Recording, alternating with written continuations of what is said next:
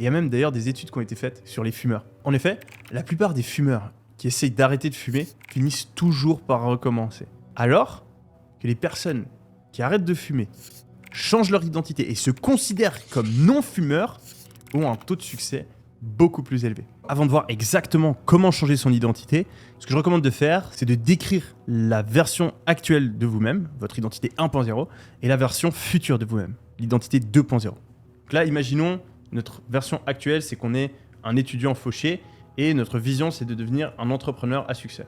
On va maintenant décrire plusieurs de nos défauts, de nos faiblesses, de nos limitations. Par exemple, désorganisé, fainéant, peureux. Voilà, là, on va mettre un peu nos mauvaises habitudes, les mauvaises actions qu'on fait. Procrastination. Voilà, on mange malsain, on joue aux jeux vidéo. Et maintenant, on va se dire si on veut atteindre notre vision. Si par exemple, on veut être un entrepreneur à succès qui gagne 10 000 € par mois.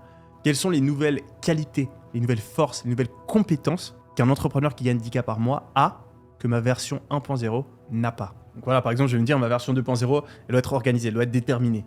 Elle doit savoir prendre des risques, être forte en vente, forte en marketing. Et en termes d'action, ben voilà, elle travaille 10 heures par jour, elle lit des livres, elle fait du sport tous les jours.